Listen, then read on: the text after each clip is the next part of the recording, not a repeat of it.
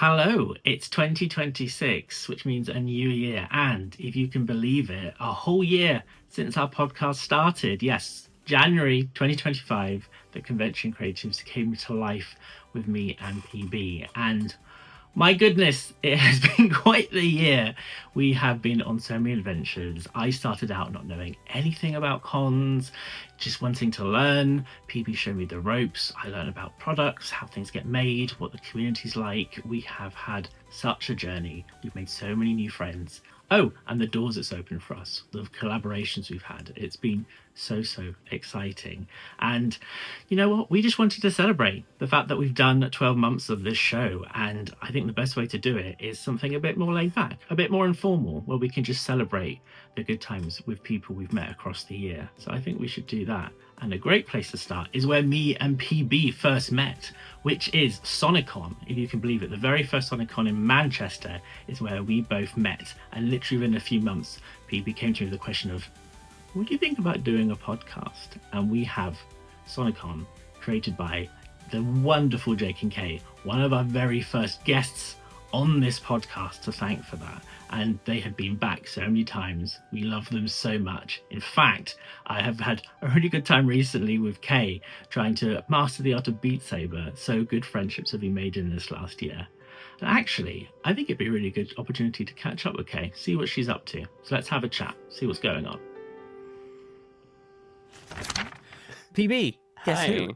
Sonicon Hello. We're Hello. back again. That was such a startling introduction. Yes. Yeah. What is happening?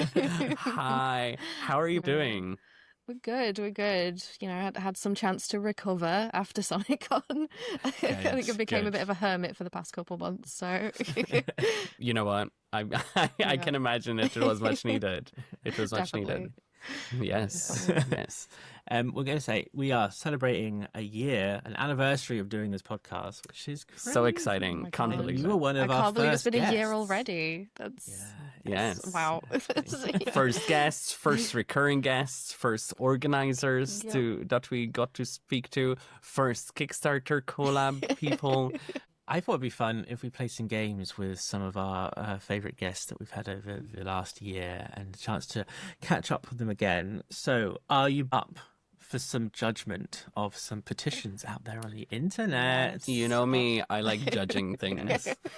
So, we often do Reddit all the time, and we're looking at what's going on in Reddit and passing our opinion and judgment. But I thought, why don't we go to a place where people specifically want to see things happen? And that is Yes. change.org and a variety of other petition websites. Okay. And I think it's only fair, as in the previous PB, you have been the judge of a lot of Reddit stories. You even had the gavel, Yeah. like arsehole, not. Well, we love it. With the help of our judge, we can decide whether these motions shall pass or fail. Okay. Okay. Excellent. So- Give me that power. Oh no. Shall we start with our first one? Yes? Yes. Let's get it right Let's into go. it. Okay, this is from change.org, and this petition is titled Release the Original Sonic Movie, in brackets, the one with the weird teeth. So, this petition asks that we all remember that fateful day in April of 2019 when Paramount dropped the first trailer for the Sonic the Hedgehog movie that had reportedly been in development for years. The trailer features what seems to be a monster from planet Beetlejuice with small eyes and terrible teeth jamming out to Gangster's Paradise. His teeth came straight from a horror movie, and his body proportions were wacky too. He looked like he was a scrawny kid from gym class that got hit in the face 7 times. Most people on the internet hated this design, spawning several memes and fan redesigns. Eventually, through peer pressure, Paramount delayed the project and fixed Sonic. But I kind of like the old design. It looked charming in its own strange, maniac kind of way. And the animation looked nice. This is why we must demand the release of the original version of the movie, Sonic the Meow Cut.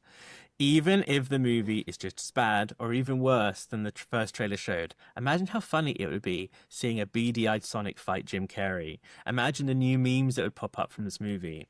That is why we must all let Paramount know.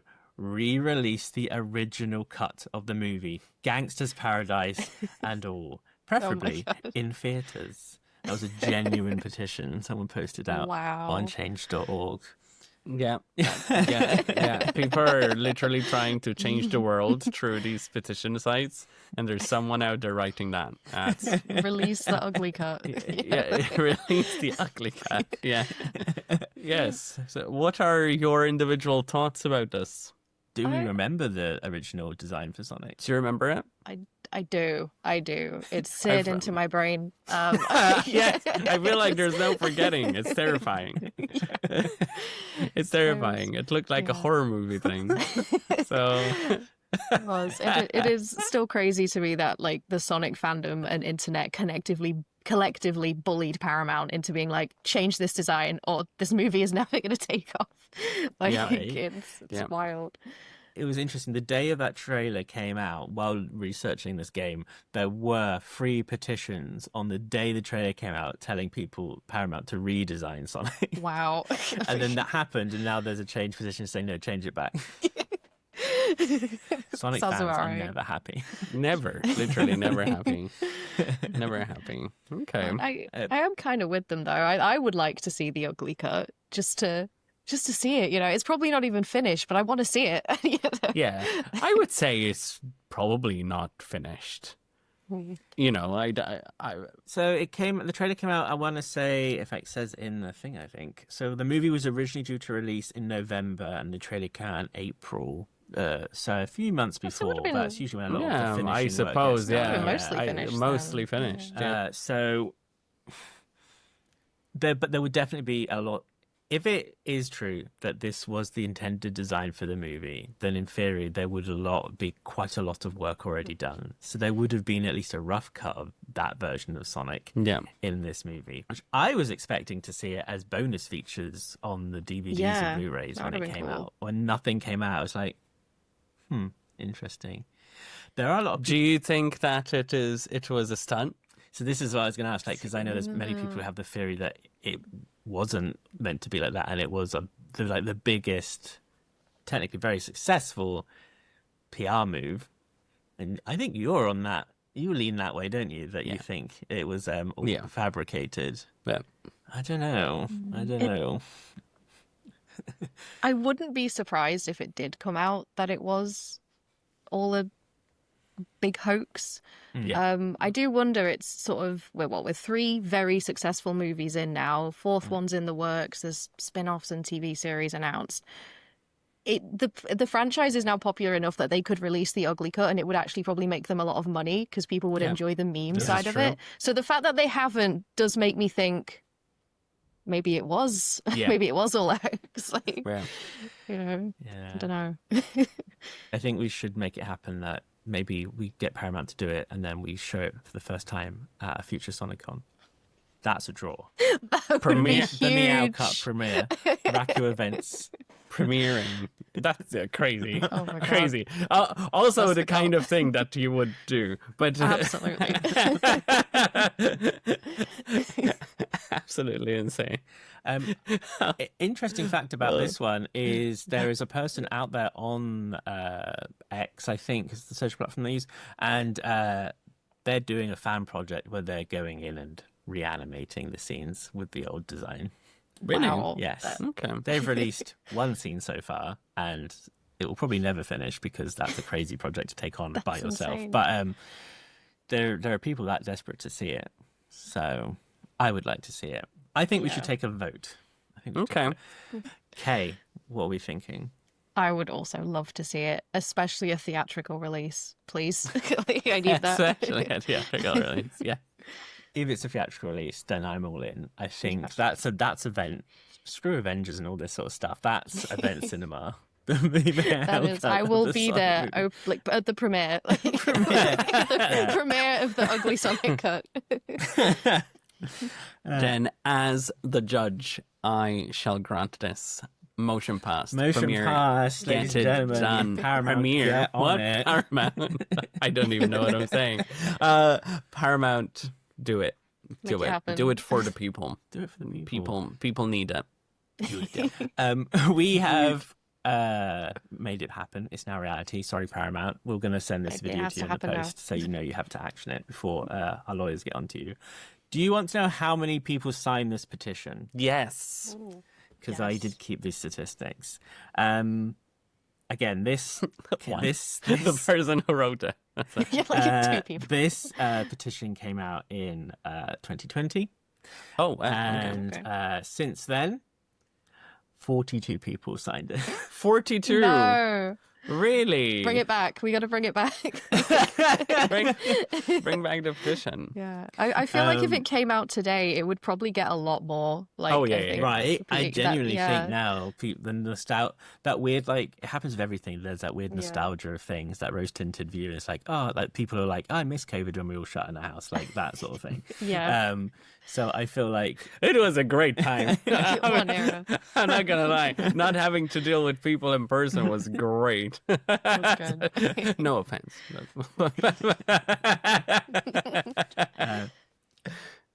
so yeah, only 42 people. I agree with you, Kate. I think now it would prove a lot more popular. Yes. Yeah. Definitely. We will move on to the next one. Next case. Let's see. This is also from change.org. Okay. This petition is aimed at Hasbro. And it is, stop treating us like sparkling face protoforms and give us a new Transformers anime. Yes. Instantly yes.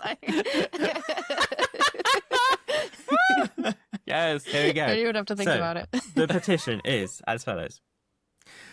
Look, we've been loyal soldiers since 1984. We've survived the Energon. I might be mispronouncing that. Yes. Energon. Yes, era. We've sat through enough Michael Bay explosions to develop permanent tinnitus.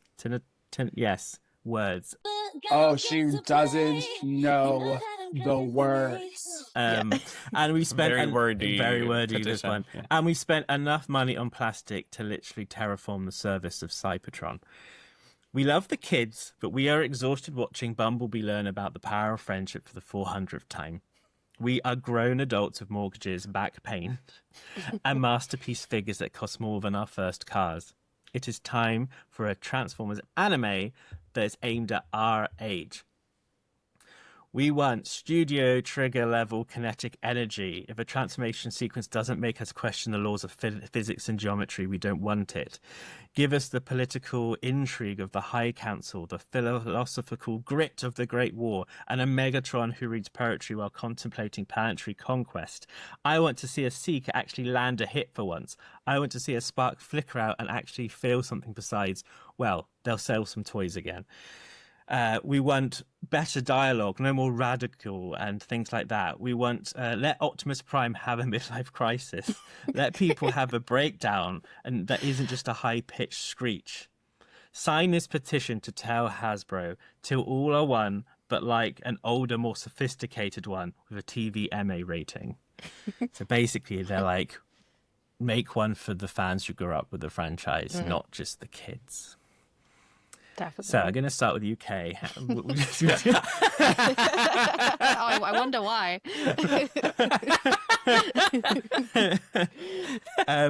Would you like to see a more adult-themed Transformers, a more mature-themed yeah. Transformers? I think I would love to see something like that. I think some of the graphic novels and the comics do lean a bit more adult because I think they know adult fans are the ones buying them. So it would be nice to see that either anime or animated in general. I think although it was a family movie, I think the recent Transformers 1 movie was really good and looked really good. Like a more adult animated show in that style would be cool as well. I think the thing is with a lot of the stuff that's aimed at kids, it's always set on Earth. So there's always like some children, like human children, who have to learn lessons and stuff. And it would be nice to see something set on Cybertron, like while the war is happening with all of that like political intrigue and stuff. But I have no idea if it would ever happen, especially because Transformers 1 didn't perform amazingly well at the box office. So Okay. I'd love for it to happen, but I don't know if it would. And I don't know if Hasbro would pay for it. Yeah. Interesting. I mean, they will have to if we pass this motion. True. So, Yeah, yeah, they have no choice. I hold all this power. Yes, that is true. Yeah. I must admit, I don't know the origins of Transformers super well, so I don't know like if there's been anime type productions It of? does. They have. It's had a couple anime. Mhm. I admittedly haven't actually watched them yet, so I'm losing my fan status here. But Where's it the does fake have fest? I know. I need the fake fan fan t-shirt. sticker, Like, yeah. but it has had a couple anime in the past. Okay. And then it's like some. I think a lot of the Western animated stuff is for kids. Like I can't remember what the most recent one's called, but it's like a sort of kind of thing you'd get on like for younger. It's for like young kids. Oh, okay. Like, you know, sort of Disney Junior kind of age group. Okay. So you know, which is cool, but not really for me. Fair enough. Very valid. How do you feel about the general notion of like franchises that are like maybe from the 90s and stuff that now have an audience that are like not just the kids but also adults? Like, I think it's generally a good idea that they should be catering to those Exactly. audience. I want to see a My Little Pony where they're all chain smokers now and trying to pay mortgage. Oh my God. Okay, I think it's time to pass judgment. I'm going to start with Kay. I can't imagine what you're going to ban. Terrible. Yeah. idea. Yes, we going for, absolutely. Make it Yeah, happen. Absolutely. You know what? Because I think if something like that happened, that would be my gateway into a franchise like Transformers. So I say yes as well. So I'm curious what the final judgment will be. I think there is definitely a conversation, and maybe it could be a podcast episode of its own, about the thought process behind merchandising and focusing these things for kids rather than adults.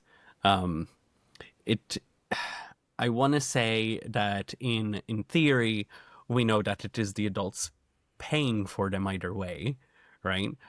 Only in the vast majority, like we are very focused in what we do to be around geeks. We are geeks and we are around it. So in our everyday life, we feel like we're surrounded by it, and therefore, obviously, the rest of the world would follow suit. But I do think that as a populace, there is a lot less geeks than we have in mind, in our heads, right? So I do understand why cater for kids, but it is equally important to not forget the people who bring these franchises to the legacies that they have, right? We have grown up with them. We, in theory, brought them where they are with our love as fandoms. So yeah, I agree. I think there should be more content that is age appropriate for the people who started with any franchise, really. Like I said, I really want to see My Little Pony and Care Bears having mortgages and having midlife crises and smoking a joint and be like, My Little Pony, midlife is magic. Oh my God. Amazing. very that. I will pass this on to my contact as Hasbro from when I used to work with them, which I did. Wow, very nice. Wow. Fun law drop. Like, I did on My Little Pony, yeah. Oh, wow. which is great. Yes, So, so I will let them know, and it will happen in the next couple of years. Please, Hasbro. You're welcome. Please. If anything remotely similar does get announced in the next 2 years, we are taking full This- credit. yeah. I am 100% saying that it is. It is us talking about it that materialized it. Would we be curious? I need to know how many people signed it. this Yeah. one. Actually, I'm going to play a game. Kay, do you think it's higher or lower than the previous one of 40? Was it 42? Yeah. Yeah, 42 I- signatures. I really want it to be higher, so I'm going to say higher. Okay. PB?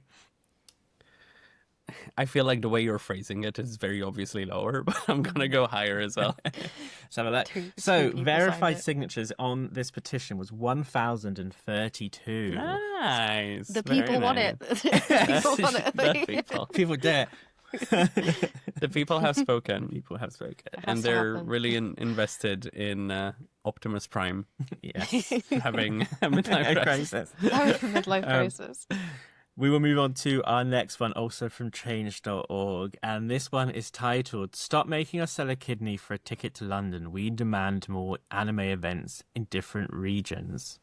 Curious. Let's That's see. rude. That's very pointed. Is this one of the SonicCon member? Was this made after we announced London and no Manchester? Like, when was this one made? Yes. It has come to our attention that the UK's otaku map, I'm failing to pronounce every word today, I can't read. currently looks like a giant neon-soaked London with a few tiny flickering embers everywhere else. While we love a weekend in the capital, we're tired of our hobby being gated behind expensive travel costs and hotel rooms the size of a storage locker. The UK is full of fans who know a variety of different anime and different J-pop and Japanese pop culture, yet we're often left waiting for months for a local anime event that turns out to be free folding tables and a guy selling bootleg stickers at a leisure centre. We want to see something in a variety of different areas that cater to our needs as anime and Japanese culture fans. Sign this petition to tell organisers out there our passion is national, so your event should be too. Now, this was posted 4 years ago, for context. So this is from the archives of change.org. But I'm curious what you both think of the idea of doing events. I don't know, maybe ones that are celebrating anniversaries this year. Well, it was but Wow. the timing of it. So if you want an event outside of London, RakuCon Manchester next August, we're celebrating our 5th anniversary in a new big Nice. venue, so you can come there. Hurrah. Yeah. That's amazing. But the timing of the petition's a bit weird to me because 4 years ago is 2021, so it's just post-COVID. So a lot of events hadn't formally come back yet anyway. Yes. But looking at it now, I think there is a better spread. I mean, it's mostly London and Manchester, I suppose, but you've now got Hyper Japan and AnimeCon who've got Manchester events now. MegaCon have announced a second Birmingham as well. So it's all kind of in this like Manchester, Birmingham, London shape. So the east and the northeast is still a bit missing out a little bit, I suppose. Yeah. But I think there is a better spread than there used to be. And I think from the point of an organizer, London is the most attractive because it's the easiest to travel to. For a lot of people, it's got the most links. People will travel internationally easier. There is the most people there as well. And having done events, including live music events in London and different locations, the London-based ones do bring in the most people and therefore the most money. So as organisers, I can see why London is so concentrated for events. I don't know. I feel like like you said, yes, there's a lot in London, but RakuCon's another great example of like a great hotel convention that's not in the city centre of London. So they are out there. So hopefully the people who sign this petition know that these events exist. So they can go to them and enjoy them. Because there are some out there. Another one of our friends, Anna Manka Pop, do things up and down the country as well, which are, like I said, smaller scale, but they're still good events and stuff. So there's stuff out there. Just have to look a bit harder because it's very easy to find the stuff in London because it's the stuff that's usually promoted the heaviest. For sure. Definitely. And these smaller local events don't tend to have massive budgets for marketing and stuff. So you're not likely to have an ad pop up on like Instagram or something. So you maybe do have to do a little bit more research to look at for events in your area. There'll be something, even if it's a small cosplay meet rather than a convention. It's still an opportunity to meet and hang out with people and not have to break the bank by traveling all the way to London and spending however much on a hotel for a weekend. So there's options, but I do still understand the frustration, especially having grown up in a part of the country that doesn't have a huge event within even an hour. So I get it, especially if you're a younger member of the community who doesn't have the means to travel particularly far. But I think these smaller events are out there. You might just have to do a little bit more research to find them, I think. Yeah. I think we should go to a vote before PB throws in his final judgment on this one. Kay, where do you stand? I think I agree. In looking at this in, the context of 2025, I don't think we need more events. Yeah. I agree. You know what? I think I might be agreeing on this one as well, because in the context of where we are now, I've been to quite a few around the country this year already. So I think it's more of a case of like, are you looking in the right places? I don't think you are, because if you just think, oh, it's just the big events in London, then you're not looking for the right things, in my opinion. So, Judge PB. I think this is written by one of those people who don't particularly grasp all the aspects of organizing an event. And I obviously respect their opinion. Perhaps they do live in the one town that doesn't have its own Comic-Con or something of the sort. However, I do believe it is very important to research online to see what is in your surrounding area and support smaller events, because if you don't support those smaller events, they will never grow to be bigger events that then you can go to and say, oh, I helped make this tiny event grow from a small pendulum hotel to a bigger hotel. So I agree. I don't think the need is there for more events. Again, keeping in mind that we've done 18-ish events this year alone, and they were quite diverse. I want to say maybe 4 of them were in London. The rest were scattered all around the country. So there are areas that I don't think have a lot going on for them. I feel like anything south of London doesn't really have anything that is big named. But just like Kay said, I also don't think it is as easy to travel to them. I mean, obviously there's trains and so on and coaches, but when you're trying to organize something a little bit more big scale, you need to keep these things in mind. So I will agree, and I don't think there is need for more events. We just need to support the ones that are already there. The judgment has been made, and that petition has been rejected.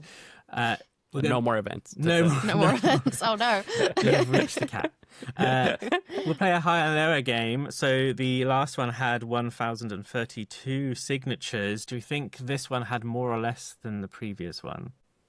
I feel like because it's not going out to someone specifically like the other two. This one was more just a general someone do events outside of London. So I'm going to say lower because it just feels a bit more vague.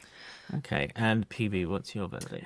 I want to say that if this person with the way they phrased it managed to get in front of the right people, it could have gotten a lot of traction. Of people being, oh yeah, I agree with this. There isn't anything where I live. But in this case, I think it's lower.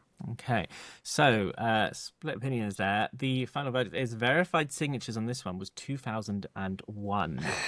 Okay. Oh no!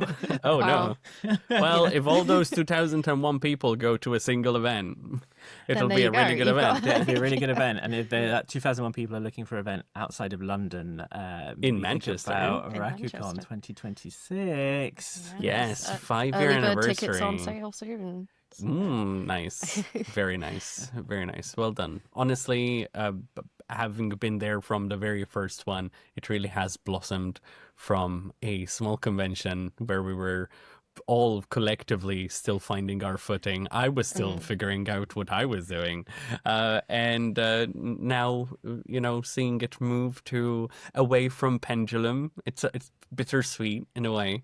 It is. But it is much needed because this year we saw how busy it was, and Very. it's very proud of you guys, honestly. Yeah. Well done. Oh, well thank done. you, thank you. Yeah, Well I think done. coming from that very first year where we clashed with a rail strike and another big event coming back after COVID, and it was Yeah. like, oh dear, maybe this isn't gonna work, and now we're like new venue, like it's Yeah. it's So crazy. good. Yeah. So It's good. very cool. It's quite funny to me that the outside of MCM, which is so weird, outside of MCM, it is the event that I get told the most. I keep applying to be in Rakukon, but I haven't been accepted yet. Oh no. Which is Yeah. crazy. It's like, this is so funny. It's so funny. The demand is strong. It The demand is is. strong. Yeah.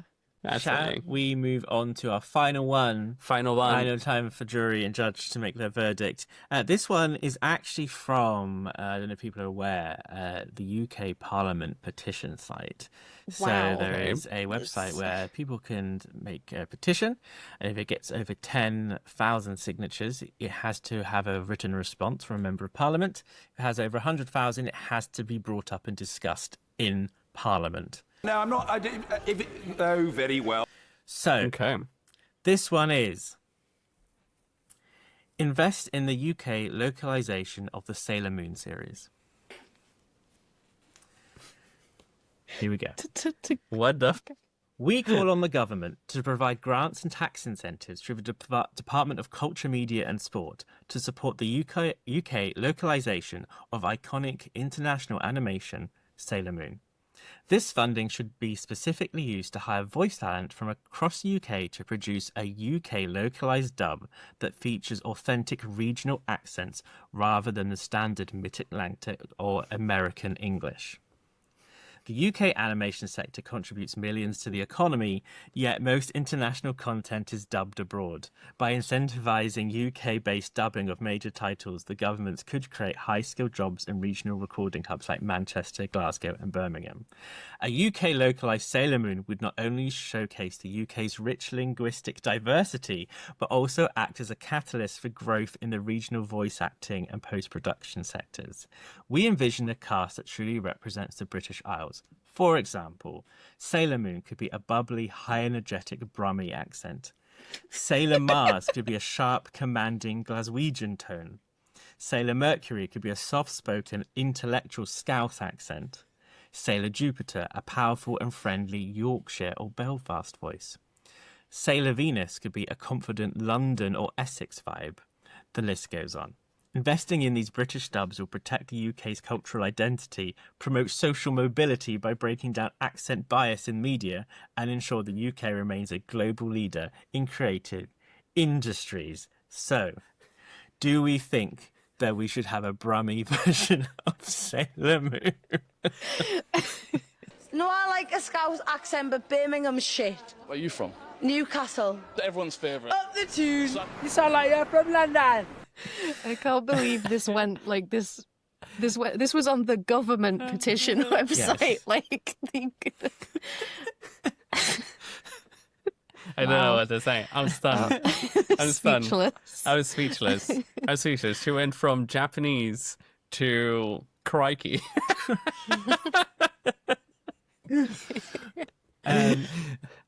Yes. Wow. This is a curious one because it has been done before, not with anime specifically, but a lot of children's television. The one example I can think of randomly in my head right now is a show called Lazy Town, which is there's like 2 human characters, but all the rest are like these puppets. It's a very popular show, like in the mid 2010s.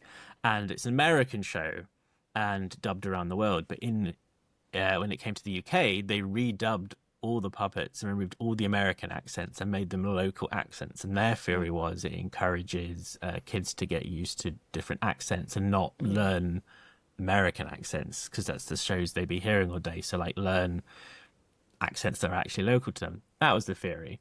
And it was quite interesting because I can't remember which country it was, but I was watching some political person talk about stuff, and they were saying like, why won't our government invest in dubbing the show into our own language and we have to have another language subbed, but England's redubbing English into English. Like, that doesn't seem fair.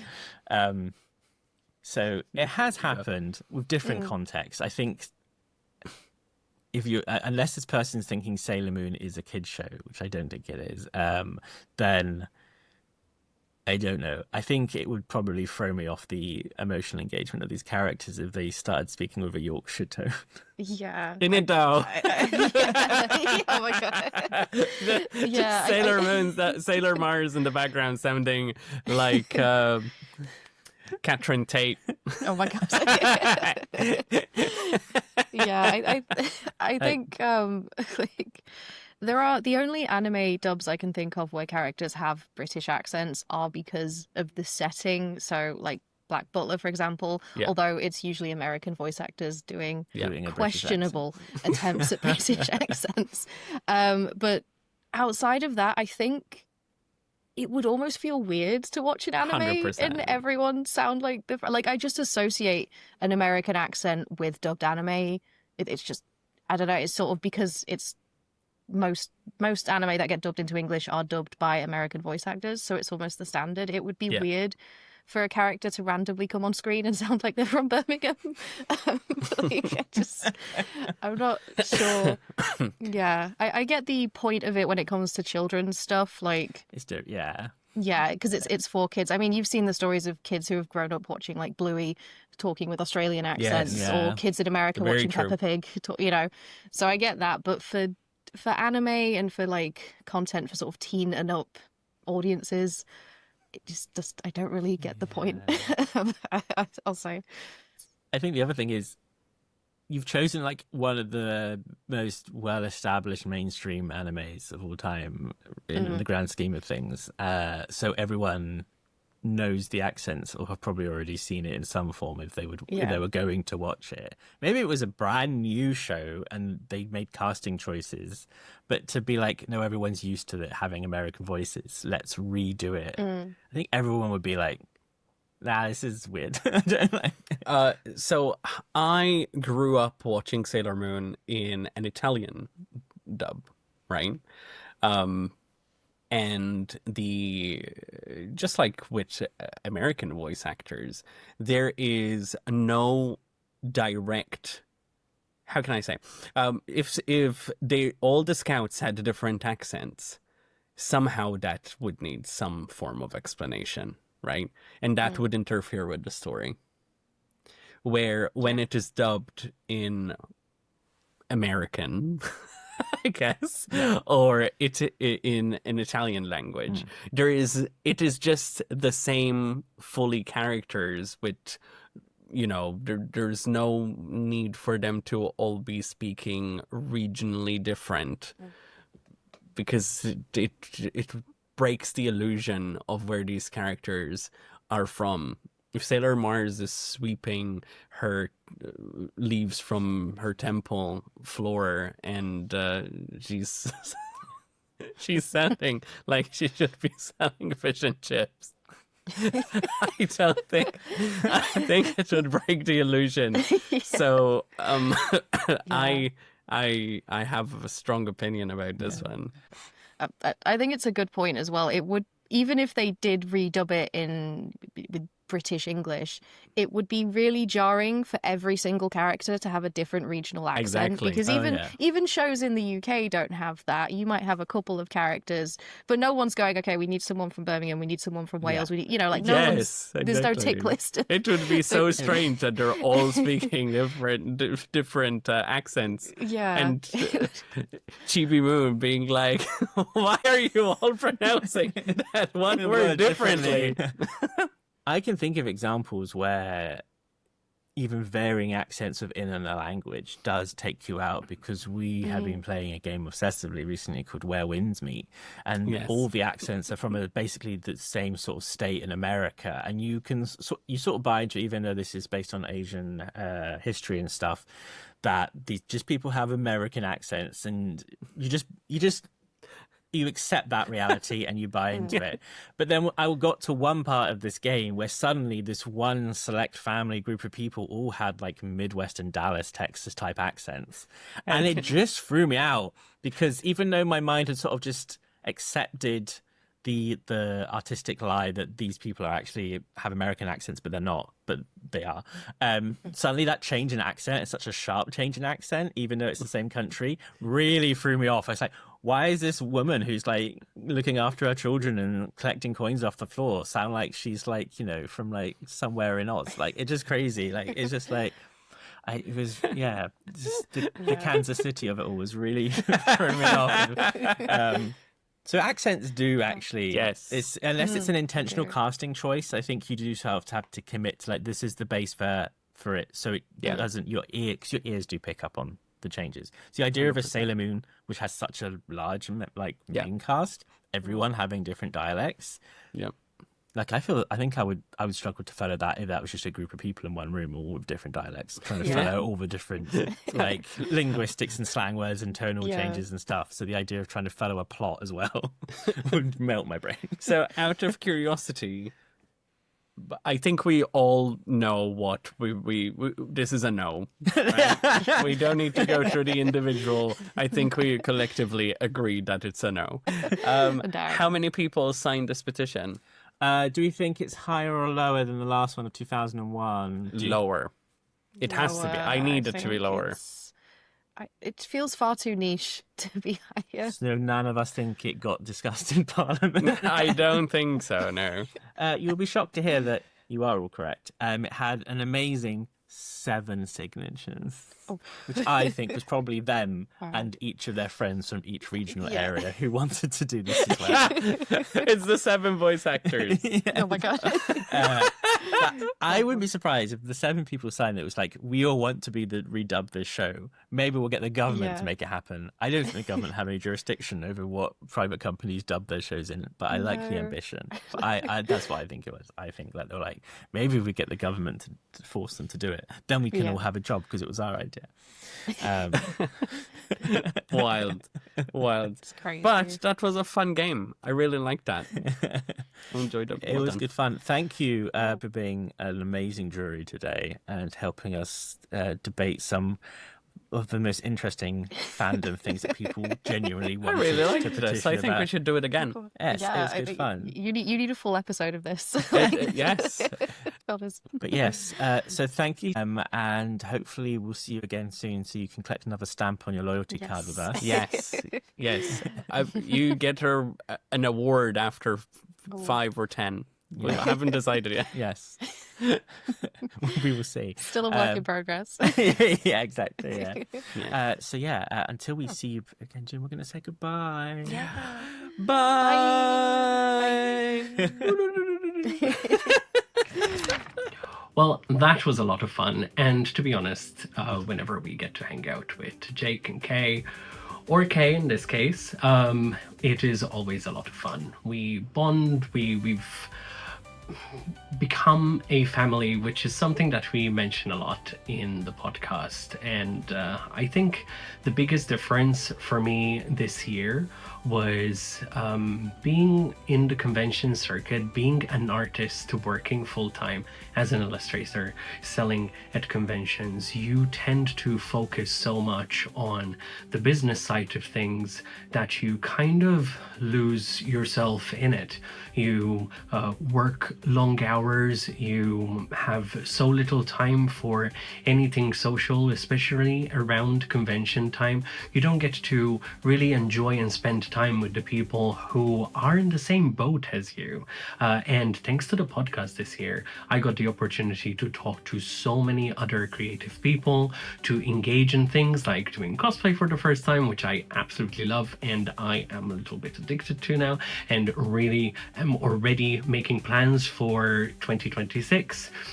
But more importantly, it helped me connect with others, not just from a social perspective or from a like an interview type thing, we also got to see some really magical moments, like when Ring Pop, Fruit Bats cosplay, and Strawberry cosplay did my reimagined Shadow and Rouge as a cosplay for SonicCon 2025.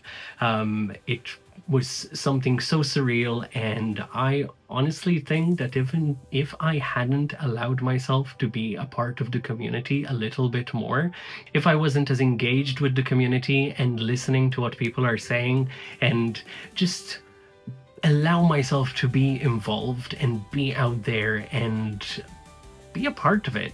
Being an artist isn't just supposed to be you behind your table selling your art. You need to be in that creative space with the people around you and really see them and really appreciate them.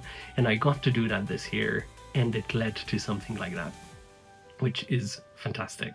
Now, before I keep rambling, how about we get in touch with Strawberry Cosplay and Fruit Bat Cosplay again and play another little game, because they're a ton of fun to be around and I can't get enough of them. So let's give them a shout. We are welcoming back previous guests Fruit Bat Cosplay and Strawberry Cosplay. Welcome back. Hello. Hello, everybody. Hello. Welcome back. Welcome back. This was not pre-recorded. We're coming to you live. Yes, right now. Right now. Thank you for joining us on this very special episode. It's our pleasure. Thank you for having us once again. Yeah. Absolute pleasure. This time we absolutely grilled you all the questions about cosplay and what it makes me. This time we want to get to know you guys a little bit better, so we're going to play a fun game of 2 truths and 1 lie. Now, I love this game. Podcast fans will be familiar with this game, as are many people, I'm sure, where our guests will tell us 2 truths about them and 1 lie, and of course we have to guess which one are they fibbing about, which I'm very curious to see what I am so curious what you're going to come up with. Yes. I think the wonderful Fruit Bat Cosplay, you can be the first one to go. Wow us with some tidbits about yourself, and we will try and suss out which one is the truth. Okay. Deception activity. Yeah. So here are your 3 tidbits that could be truthful. That could be a lie. Who knows? Ooh. The first one: I am semi-fluent in German.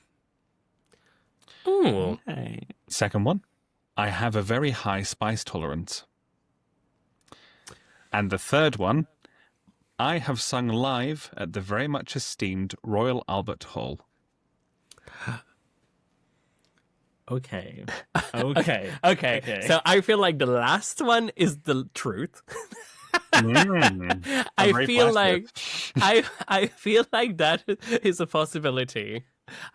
It's just a gut feeling. Just a gut feeling. You go with your reasonings. I think also there's definitely potential for that one to be true. I would love that one to be true. I am curious though. You say you have a high spice tolerance threshold. How high are we talking? Pretty high, yeah. I could eat a habanero pepper and be fine. Really? Yeah. Oh my goodness. Sometimes sweet chili sauce startles me. Yeah. Does this mean a hot wings challenge, a hot ones challenge in the future? I think that would be... Can you imagine? Can you imagine that? Yeah. So I think I broke PB there.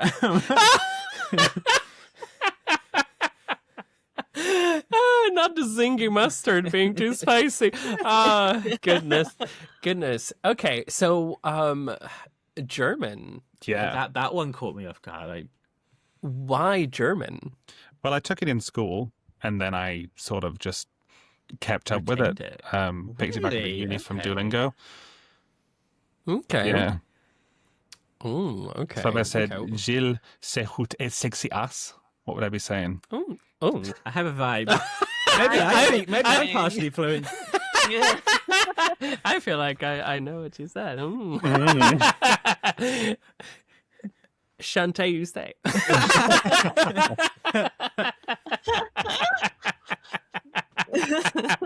So, I'm thinking it's one of the first 2 that's the lie. Okay, which one are you going to choose?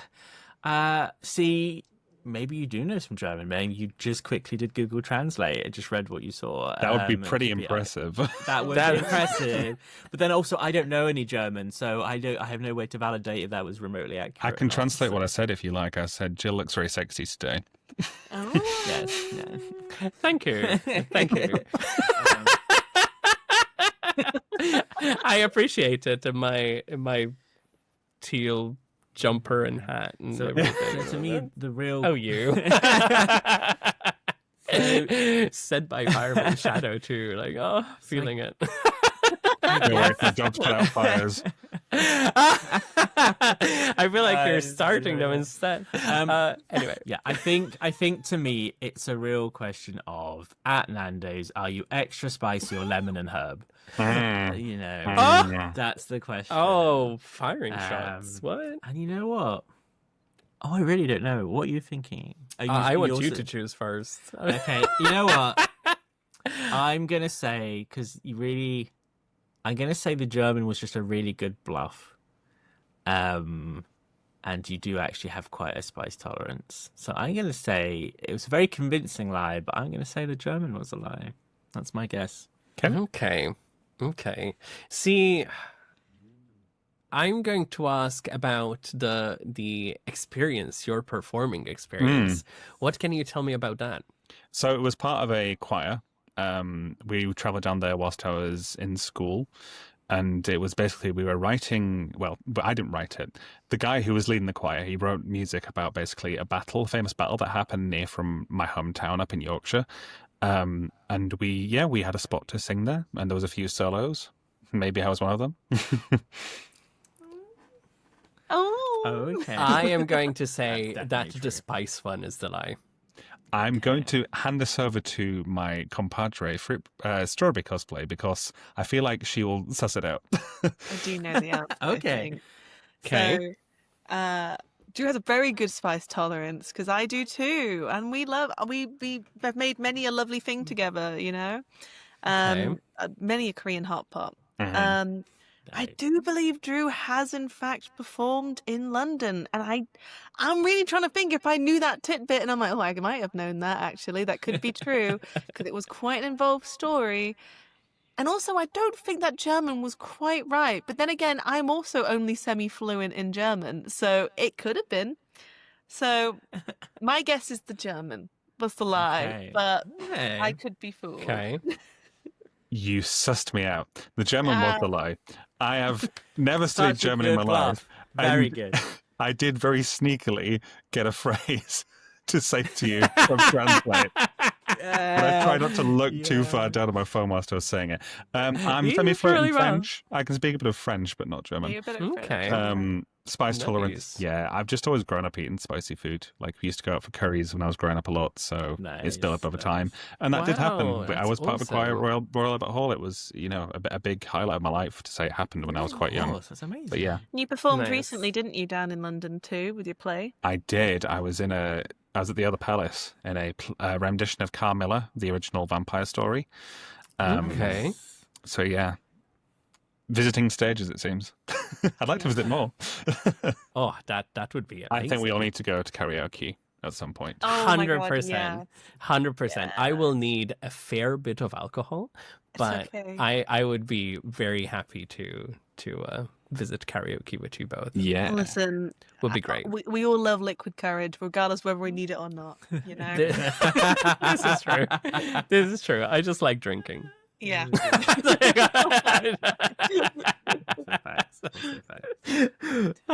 Fact. Okay, I'm excited for the next really one. Ooh, interesting. that was so good. God. Well done. The that was better than when I mind chess prepared of it. the German and everything is crazy. Yeah. When I chose that lie, I was like, I'm going to have to commit to this now. I didn't really think this far forward, but here we You go. did really well. Committed to Oh, that. it's almost like you act and stuff. Oh. Sort of like, You just slipped into your own character really quickly. Well done. Thank you for that. Yeah, well done for getting the lie out of me, JNLZ. Well done. Got my point. Got my goal point. Detective. Which leads us to our next one, Strawberry Cosplay. Take it away. Okay, so my first ever crush was on Tails. Okay. My username is based on a sunburn. Or I did a performing arts degree at university. Oh, okay. Okay. Tried to make it difficult. You did. It is. It is. Tails. I was very young. Okay, I have to I was very, very young. Age appropriate, if that helps. Of all the characters, Tails. It's curious. Tails. But Yeah, like you said in the episode, you were more into the classic games, right? So I feel like that is a possibility. I want to ask White Tails, but I feel like a lot of people who actually come to our table particularly love Tails, right? There's more love for Tails than Knuckles, which makes me sad. But yes. So for me, it was he was funny. He could fly, which was a big one. I felt like he was the same age as me at the time, which was very young. And he was friends with Sonic the Hedgehog. And I don't know why it didn't. I think I felt like Sonic was too old for me. So I was like, I could never be with Sonic. Very but like, age-appropriate. I could be with his best friend, and we would fly around together and eat chili dogs, do whatever you had they do. it all figured out. I love that. I love that. What are your thoughts?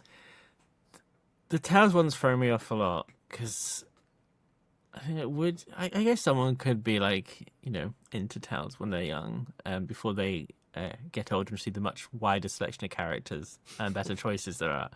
Yes. Because I could also possibly in my childhood have been into, like, for example, Tails, because Shadow wasn't around yet. Fair. Fair enough. Don't get me wrong. Even as a child, I knew a bad boy when I saw one. Okay. Nice. You're studying. That's an interesting one. That's a very interesting. But again, with your current love for performance, it makes sense, right? And it's very full circle. So if that is not the case, I wish that for you. I wish that for you. I myself have no degree or no study of art. All of my studying was in programming. So I really wish that I had used my time more wisely. Yeah, no, I was always doing performance as a child. I was in dance school from very young, performing arts school. Nice. And then when I got to university, I decided to go into something I thought I was good at rather than something I'd have to try hard at because I'm lazy fundamentally. So yeah, performing arts degree is what I went with. Okay. What do you tell us about the story behind the username then? Yeah. So, you can't tell because I'm wearing an awful lot of makeup. Not just a little bit of eyeshadow, but I'm wearing a lot of makeup actually right now. I got really bad sunburn. When I'm in the sun, I go bright red across here, all the way across. And somebody said I looked like a strawberry once, and then that affectionately became the word strawberry. And so strawberry cosplay is what I landed on. Okay. Okay. I feel like that's the truth. I really like that Drew is doing a really good poker face because he definitely knows the answer. I do, yeah. See, I'm very torn with this one because you definitely, the idea of you like studying and in the arts makes sense to me. The fact that could be the origin of the username, or it could just be a very well thought out lie. The one I'm most unsure about, though, is the Tails one, because if you listen to our full interview with these two wonderful people, you'll hear that, like you said, you didn't really get into fandom in a major way until Rouge and seeing what the Rouge design that you're cosplaying as, and you had like a mild interest in the classic games. So I don't know if that would connect with you enough to have childhood crush on one of them. So... I'm going to go with this reasoning because this brain is empty. So no thoughts, just floof. I'm actually going to go with the Tails one being the lie. Because I feel like that. Would you like to reveal? Unless you're both just amazing at lying, like German and backstories of usernames and stuff, like in which case your work in performing clearly pays off in this game. But yeah, I'm going to say the Tails one isn't the least convincing to me. Okay, yeah, I'm going to go with that as well. Yes. Okay. The truth will out. So the story behind your cosplay name is true. That was from a sunburn. That's why the typo became a thing, because Strub sounds like a cute little nickname. Yeah. The Tails one is actually true. Yeah, that's a true one. Yeah. I'm sorry. Oh my goodness. When I say that, I would like be 4 years old. I have a memory still of watching. My siblings would play on Mega Drive, Sonic 2, because that's when Tails was in it. And he was in it, and I felt like he was about my age. I was very young compared to my siblings, and I just thought he's so funny, and he can fly. The flying was a really big element for me. I'm not going to lie to you. What we all need in a man, you know. Nice. Yeah. What do you need in a man if he doesn't fly? Exactly. You know, and then later on, I found out he has a vocation. He can. Oh my god, make very things. smart. Yeah. Can drive. An entrepreneur. But yeah. But yeah, the lie was the He's degree. got a license. He's got a license. The lie was the degree, because you in fact did a creative writing degree, didn't you? I did, yeah. Okay. Which I did hint at in our other episode. So You did. So, but I assumed. So I thought about that, right? But I thought about maybe the creative writing is part of when you study theater, and there's some branch of it where you might do script writing, or you know, things, you know, like when you do a course and it like branches out into so many different things, not just the one thing you really wanted to do. So I that was the reasoning I went with, and I tried. That lie was based on Fruit Bat, because Fruit Bat did a performing arts degree. So if you pushed me, I could have said things about it purely from memory. I see. Wow, well done. Well done to both of you. That was so good. That was so good. And I feel like I know you even better now. Yes, I love this. Yes, this is really good fun. This is a great game. In the meantime, thank you both. Love you lots. And see you soon. Bye. Again, that was so much fun. Honestly, having guests on this podcast really makes it such a joy to do. I really love celebrating and just having fun with people we've met throughout the year and getting to know them better. And honestly, it gives me a good indication it's something we should probably do more of in the future. But for now, that's all we have until next week, where we'll be having part 2 of our anniversary special. We're going to be having 2 more games and 3 more guests, as well as looking into the future of the podcast and sharing with you a little glimpse of where we want to take the convention creatives into 2026. I'm very excited to share that with you. But until then, I guess it's time to say goodbye. Goodbye. Oh my god.